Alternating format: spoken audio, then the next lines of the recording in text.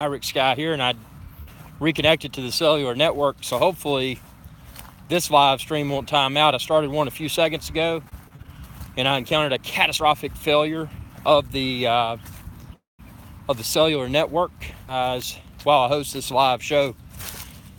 If you're watching this at approximately 5:35 p.m. New York City time, this is a live show, so anything that you type within the video's comments, have the opportunity to see in real time, and we can chat that way. Now, different animal today because I am on the mobile device, so I can still see your comments, but you may see me thumbing through to read a lot of them. See people tuning in. That's a big thing. Sorry about the glitch a few minutes ago when I tried to start this live stream when the cellular network died. But yeah, I got a lot of good stuff coming to the channel. Obviously you've probably seen a lot of my Mavic Air videos, and I'm really enjoying that. But 2018 is a lot more than just Mavic Air videos, so we've got a lot of goodness in store.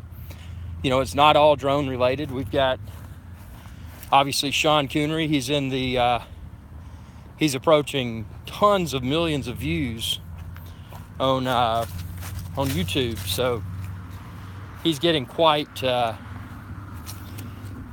already is. He's very famous, so he's got a lot of stuff coming. He's got his Maine Coon Mondays, hashtag Maine Coon Mondays, but I've had a lot of requests from viewers, and they're like, hey, how about Sean Coonery on the weekend? So stay tuned for Sean Coonery Saturday, and that'll be an opportunity for Sean Coonery.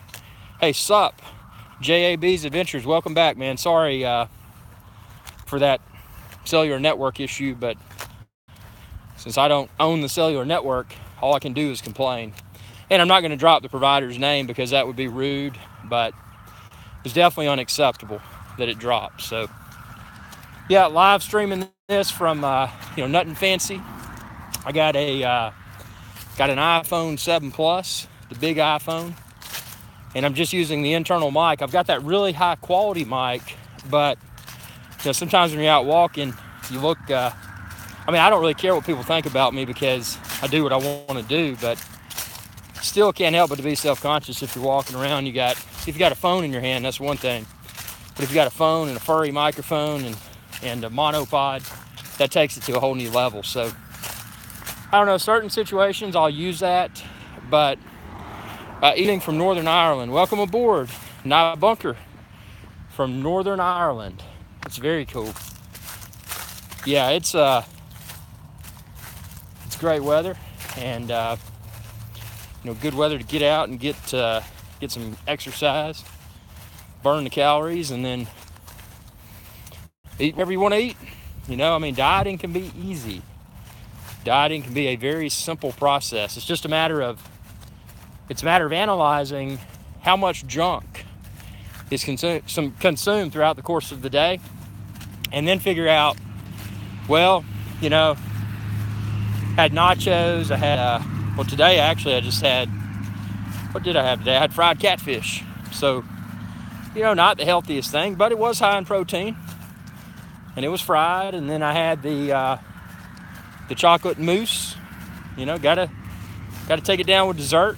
And when you're eating the catfish, you gotta have a tasty side. So I had some mac and cheese, and then obviously a few fried hush puppies. So it is what it is. If one becomes overly obsessed with dieting, then they will likely never truly experience and enjoy food.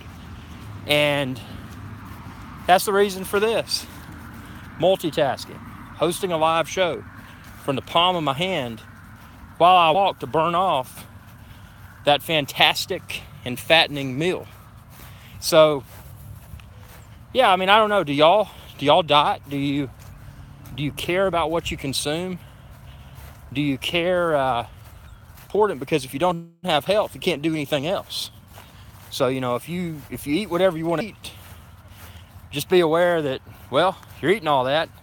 It's probably a good idea to exercise. And I mean, I don't know, it's not that complicated. People make things overly complicated. They shouldn't have to be overly complicated. So, you know, enough of the diet talk, because, you know, I'm not a dietitian, I'm not a doctor, and I want to move on and talk about what y'all want to talk about. So, this being IrixGuy's live show, there is no formal set of rules. JAB's of Interest says, no diet here, just very rarely eat sweets. Very good point. Wouldn't say I watch what I eat. This is not bunker. I know that's bad for me and try to eat less. Like you, I walk a lot. Very cool. Cool stuff. Yeah, but this show, you know, we can talk about anything. It's obviously keep it appropriate for all age groups. But this show is not just drones. And I love drones, but it's like drones seem to become part of everything. So this show, we can talk about tech. We can talk about travel. You know, one of the biggest technical challenges of the week was the USB external hard drives on my Mac. They continued to time out. And even though I had Energy Saver disabled, they continued to time out. So had to find a Unix command, and from the Mac OS X's command line, whatever you want to call it, the Unix shell, because Mac OS is a Unix operating system. So got into the Unix shell, issued a string, and the product of issuing that string was my USB external hard drives. They no longer timed out. I gotta, look at this. Look at that. Those are reflections of trees in the water. Wow. Pretty cool. This camera on this iPhone 7 Plus, and I know it's not the latest iPhone, but for a smartphone camera, this thing's pretty good. And it's going to be interesting. Yeah, very nice JAB's Adventures. Let's see if we can find some ducks. There's probably some ducks over here somewhere. We'll see. See if we can talk to them on the live show. Yep, I see a whole thing of ducks over there. Now, Bunker says, been very lucky with external hard drives on my Mac. Very cool. Yeah, I had a near catastrophic failure. Yeah, JAB's Adventures loves the iPhone 7 Plus camera. Yeah, it's good. Stabilization is pretty good too. I'm on a rocky trail right now. You can see this. That's what I'm walking on while I'm talking, and I'm holding it with one hand. So pretty good performance. Nice being able within the YouTube app to switch between front-facing and rear-facing camera as well, and both seem to be of decent quality. But yeah, the rig I was using had a concatenated disc set, also referred to as a spanning disc array. And unlike RAID, redundant array of inexpensive discs, this concatenated disc set, if one of the drives failed, the data across all drives would be lost. But when that happened, when I did lose one of those drives, and each one, I think each array I had was at 28 terabytes in each. I mean, it was a huge amount of storage capacity. But when one of the drives failed, I lost everything. But I had a replica. So I had a secondary 28 terabyte external hard drive array, and was able to back it up. And then after that, I backed everything up to the cloud. So now I've got a cloud backup, and I don't have that secondary hard drive array to back up my primary hard drive array. So it's a lot less power consumption daily. It's a lot more convenient. I don't have all that stuff taking up space, and it also solves the problem of off-site backup. Now I've got a secure off-site backup. There's a place that I use, and you can find a link to them on my website, but it's called Backblaze, and so far so good. I've been impressed with the performance with the Mac, and it's even been able to back up my Final Cut Pro 10 video libraries that are on my external hard drives. And a lot of a lot of online backup providers don't provide the functionality for backing up externally connected hard drives. Now we got some ducks over here. Let's see what they're gonna do. Let's check it out. Hold on, we're gonna walk over very quietly because I don't want to scare them. So we're going on a duck hunt. I mean, we're not hunting ducks. We're just hunting them with a camera. Let's see if we can get close here. Here we go. Here we go. Here's the ducks. See, there they are out there. The ducks in the pond. Now let's see if they'll let us get close to them so we can get a better video here. Okay, walking close to the ducks. Try not to drown in the pond. That would be unacceptable. Let's see here. See if we can get close to them. They're gonna fly away here in a second, I bet, because they hear me. They're like, we don't want to be on YouTube. Oh, there they go. They're like, we don't want to be on YouTube. What you doing, man? What you doing? See, there they go. They went way down there. You see those puddles where they splashed around. Look at that. They went up in the air, and then they landed abruptly, only a few feet away. But far enough away to where these ducks over here are like, dude, you left us. What are you doing, man? And see, there they go.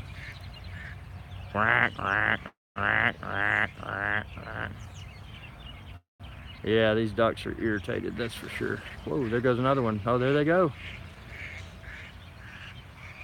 Has the SD access hatch on the back of your Mavic Air become easier to open? Mine seems to have become much easier to open after the last few weeks.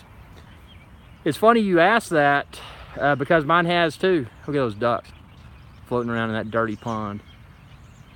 Yeah, it's become a lot easier to open, and I think, and that's why I'm glad I didn't detach it from the back of the Mavic Air. I know a lot of people that have done that, and I don't think that would introduce any problems because, I mean, you gotta push that micro SD card pretty firmly to make it eject, and the possibility rather of something in during flight coming up and not only making contact with your drone while it's flying, but being able to push that micro SD card.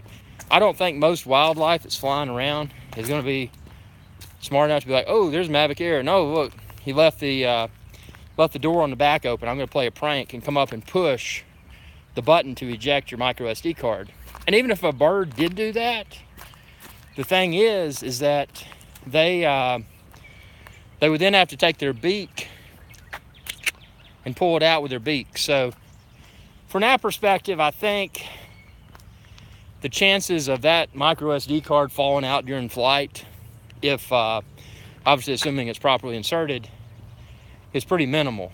Now, you know, one disadvantage, if you did remove the door, is there's also the USB-C port in the back. So you run the heightened possibility, there's a heightened possibility that moisture could get in there during flight, and it could potentially, you know, make contact with the micro SD port and or the USB-C port, and it could cause problems. Now, would I be really scared of that?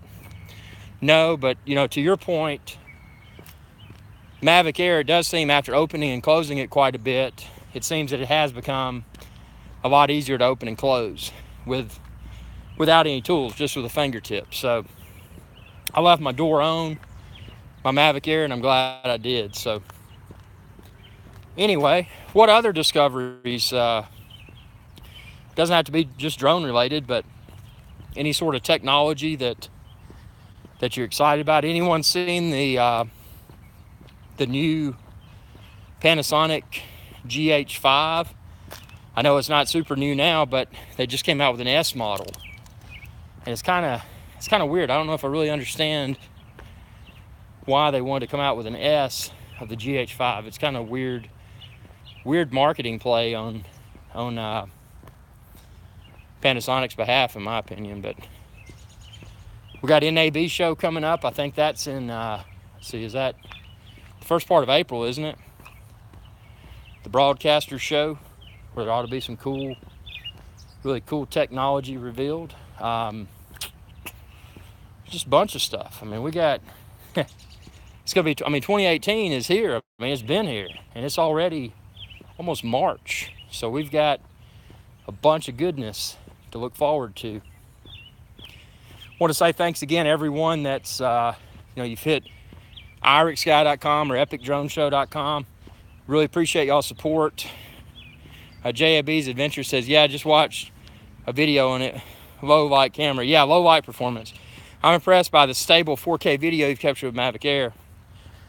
Yeah, the Mavic Air, the video quality, and there was a viewer, and I apologize, I forget who it was, but they commented about they felt that the Mavic Air sensor, now keep in mind the Mavic Air does not have a 1-inch sensor, but they made the claim that the sensor on the Mavic Air is the same sensor on the Phantom 4 Pro, and I want to see what y'all thought about that comment, because obviously Phantom 4 Pro is a 1-inch sensor. That is the same. So I don't know. DJI will have their new industrial VTOL drone debuting soon. Only $50,000 with a 7-foot wingspan. Yeah. That's wild, man. But yeah, and that may explain why we're seeing such stellar image quality, video quality. And what's amazing is to get such great video quality but still have the stability, given that the Mavic Air is so small. And it further suggests that when Mavic Pro 2 releases, that it may be a little bit larger, just to visually differentiate it from the smaller and more lightweight Mavic Air. But I bet Phantom 5 is going to be a boss. It's going to be a big drone. But who knows? But yeah, thanks everyone. I know, when you pick up the merchandise on EpicDroneShow.com or IrixGuy.com, it's greatly appreciated. I know a lot of y'all have, and it's really helps to support the channel. Again, being independent channel, I don't have the budget that these big marketers do. Nybunger says, upgrade the Phantom 3 standard to Mavic Air. Let's see. Sorry, I'm on mobile. I'm having to pop these comments back up. It's just the bit rate for the better quality in the air. Yep, 100 megabits per second on the Mavic Air. Oh, and Air Rogers, actually, I think it was you. He said not sensor, image processor. Okay, I stand corrected. And I think you may have been the viewer that had left a comment about that. So I made a mistake. It's not the sensor, it's the image processor.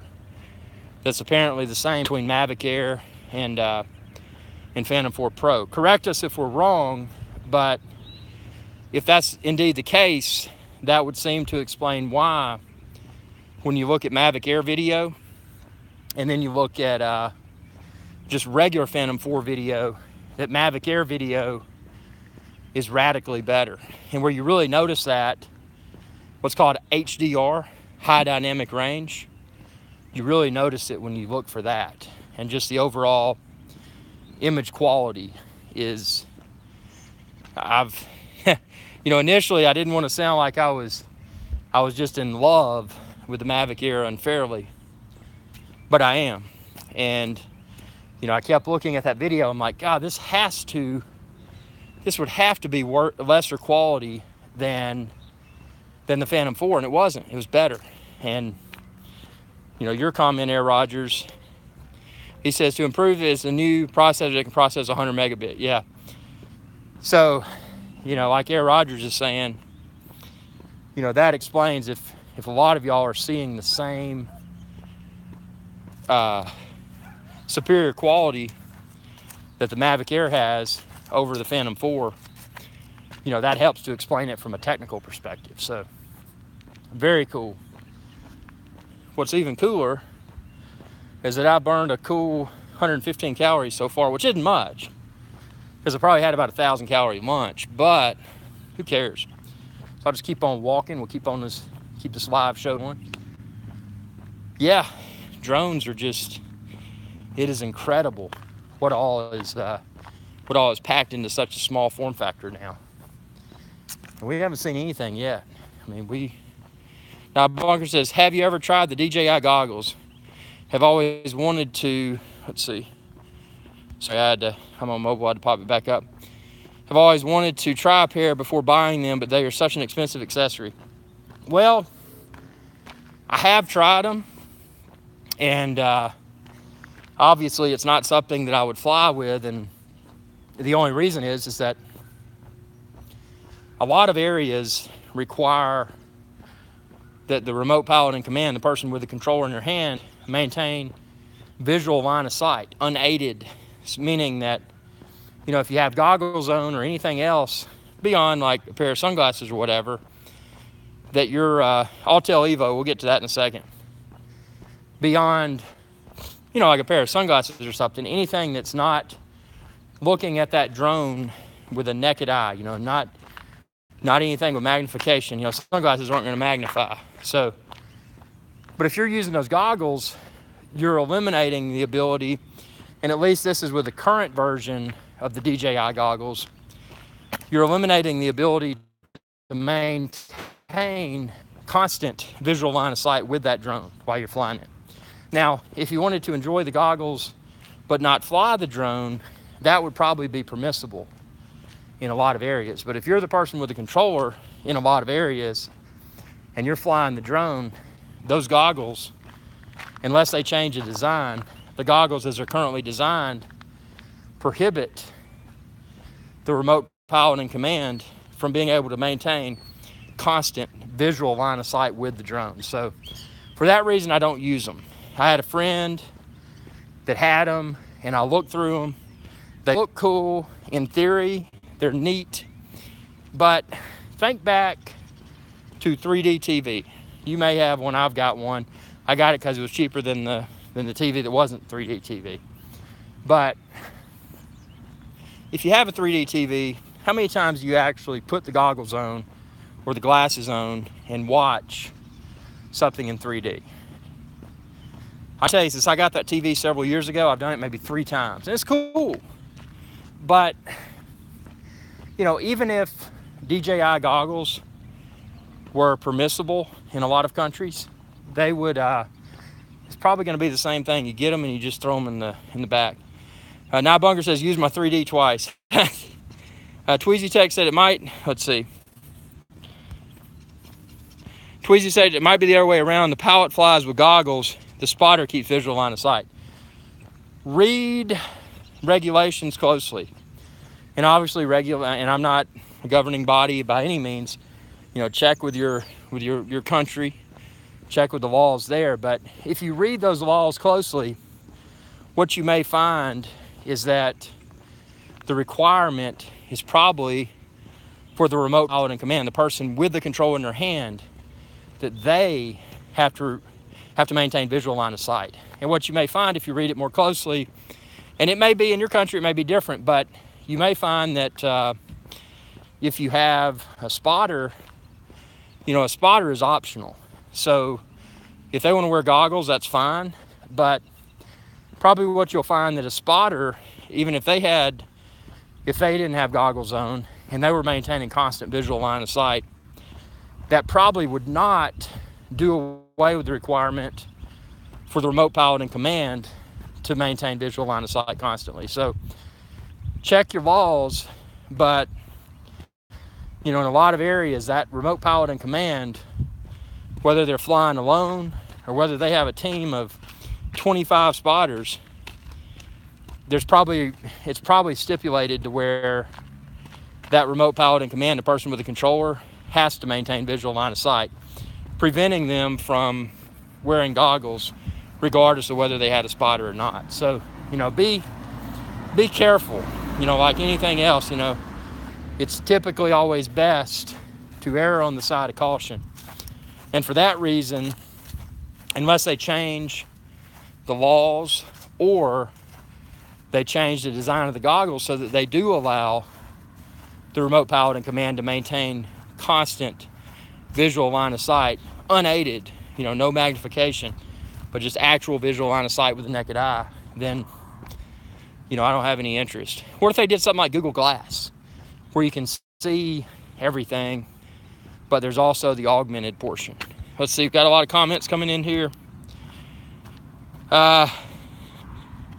Kibos, oh man, that's a bummer you crashed. Yeah, I remember you, dude. What do you think of the Autel Evo? I said I'd get back with that. Well, have you ever heard of the term cry wolf? And I remember Autel's drone, I forget the name of it, but I remember Autel's drone from last year at CES. It promised the world. It had modular camera design, all this good stuff, but where is it?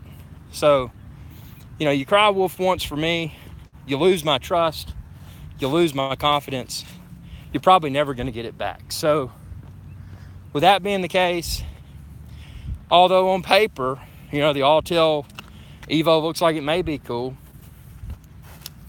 there's no indication that it'll release. And I may be wrong. To film a sunrise from the beach, what should I use, if any? I'll be using Phantom 4 Pro. Well, sunrise or a sunset, sometimes, if you use like a neutral density filter, it's going to darken it considerably. A lot of times what I'll do, and this sounds kind of cheesy, but I'll just use the filter that comes with it. I don't know if it's a UV filter or just a naked filter, but the reason I do that is that then within post, I can adjust the levels within Final Cut Pro 10, saturation, etc. And that's worked quite well. What you may want to consider, if you don't have a UV filter, is to try it with a UV filter. You may also want to find like a lens hood, and those could those may help. But I mean, fly it just as it sits first, see what kind of quality you get, and play around with it. That would be my best recommendation. But yeah, the Evo, I don't know. I mean, and the thing is, they made such a big deal about that at CES 2018 as well. Well, 2017, it wasn't the Evo, it was that other thing that never materialized. But if they're going to release it, hey, Sean, thanks for that, man. Thanks a lot, I appreciate it. Yeah, if they're going to release Evo, if they're going to try to have a shot at all with not necessarily dethroning DJI, because, I think DJI's pretty much got the best throne, and they got it locked down. They probably got security cameras, it would be hard to dethrone DJI, even if you're a Microsoft or a Google or an Apple.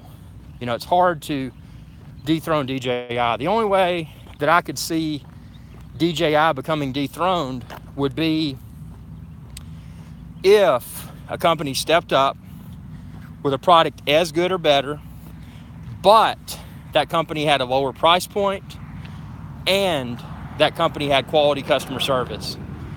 If a company wanted to step up and attempt to dethrone DJI, they would have to have stellar customer service and a lower price point, and a product or products that are as good or better than what DJI offers. So, for the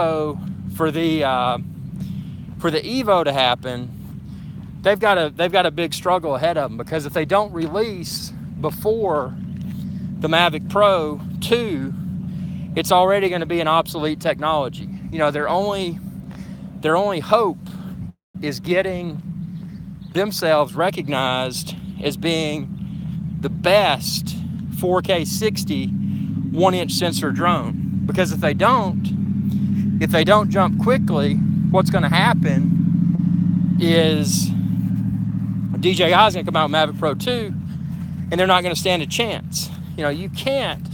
Well, I shouldn't say you can't. That's such a strong accusation, but it's next to impossible to step up to the plate as a fresh company and release something that is going to even compete with a powerhouse like DJI.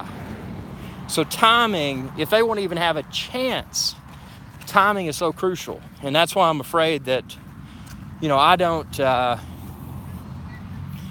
I don't want to sound so pessimistic, but whether it's drone or whatever, you know, insert industry here, the same trend would likely be true. So, you know, it's not necessarily what's the better drone, it's how are they going to position themselves to compete. And I don't see it even being a possibility. So anyway, I mean, what do y'all think? What about Unique? Whatever happened to them? Are they even around? Are they even in the game anymore after the Typhoon H?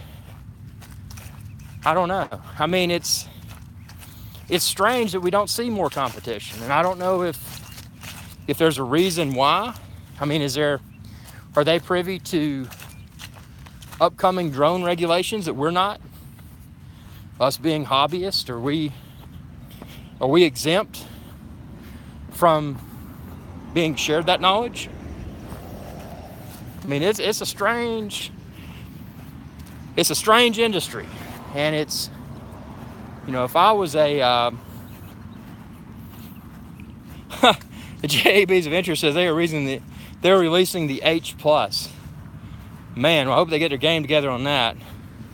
I wanted to see Unique really do well, but when I had the H in my hands and had the problems I had, check out my field test video. Again, I wanted to have something that competed with DJI and that the masses liked, because, you know, that in theory that could have lowered prices for all the drones from all the manufacturers, competition. And man, I don't know. But yeah, if I was a if I had a few $1,000,000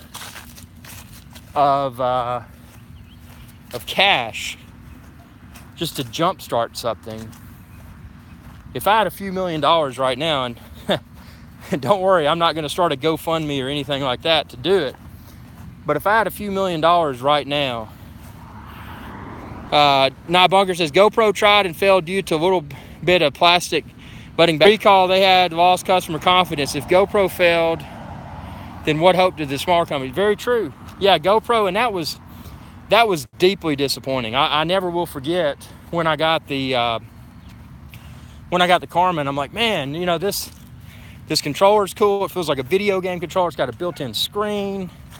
The drone itself, it's kind of big, but it folds. It fits in a backpack. You know, a little bit more portable than the Phantom. And then a few days later, well, here comes Mavic Pro.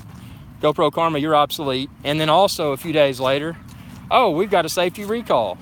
I felt so bad for GoPro. But, you know, I think it's one of those lessons learned that if you're a successful company, if you develop a product that you're personally passionate about, and that was Nick Woodman's GoPro. You know, he was a surfer. He wanted a tool that he could capture those water sport activities, and, you know, his camera survived because it was highly water resistant, if not waterproof. He created something great.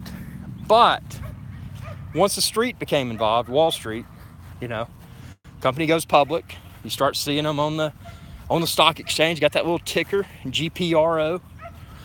Once that happens to most companies, what happens is that even if someone, let's say the founder of the company, in that case, Nick Woodman for GoPro, even the founder of that company starts to become detached from the brand that they created. And that's due to the fact that when you are publicly traded, you're not just talking to your team and be like, hey guys, you know, we sold a ton of GoPro cameras. We got all this money to devote to R&D, research and development. You're not doing that. Once you go public, you're like, well, I know this is what we're passionate about, but we've got to make the stock do this, this, and that.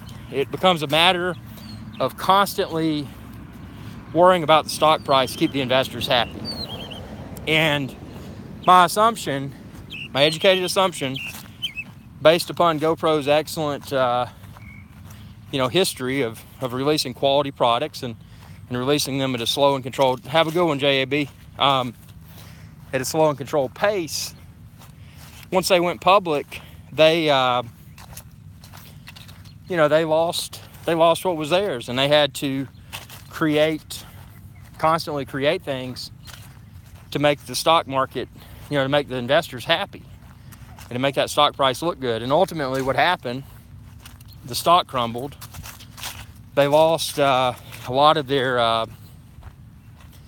loyal fans. They lost their respect because they were releasing, I think the first thing that GoPro released that I kind of looked at and really had a goofy look on my face was the original GoPro Hero Session. It just wasn't right, and it was stepping backwards. It was stepping back from 4K to 1080p. And then they seemed to make that right when they released the Hero 5 Session and Hero 5 Black, but ultimately the GoPro karma killed them. And I attribute a lot of those problems to the fact that they were public, and my assumption is that they probably had to rush the release of that before they tested it, like they seem to have tested their previous products. So it was rush released. They may have had some inside knowledge that DJI was releasing the killer rather, which was Mavic Pro at the time. So it was just an unfortunate series of events. But back to the thing, if I had a few $1 million of investable cash right now, I would not go after like a witch hunt, but I would go after DJI. I would get the best motivated team members that I could find, and I would sit down in a cheap office environment, something very low budget, month to month, but I would sit there with those extreme, what would be the word for it? I don't want to call them nerds because I'm a nerd too, but the extremely drone savvy people that can design drones. And I would sit in a room, and what we would do, we'd all work together and just create these products, and we'd create a prototype. And then we would see what was well perceived. We'd put some videos on YouTube, whatever. Hey guys, check this out. What do you think? Well, I think this, I think that. Get the community's feedback, and then tweak that formula and release something great. And at that point in time, have something that is positioned to be a buyout candidate. A product that the people want to own themselves. And that's when you take a few million of investable dollars, and then you turn it into a product which then can be sold to, let's say, a Google or a Microsoft or an Apple, and then you're set free. But you can always remember that your team created that technology. So it's actually pretty fascinating stuff, and I'm going to leave you all with that. Think about it. I mean, drones are a big business. Drones are an excellent hobby, and if we just stay on this and we promote the safe, responsible, and entertaining aspects of drones, I think the world will be a bigger place. A few million won't touch DJI. They got billions to spend, plus access to top engineers from a country of 1.5 billion. You know what? You're right.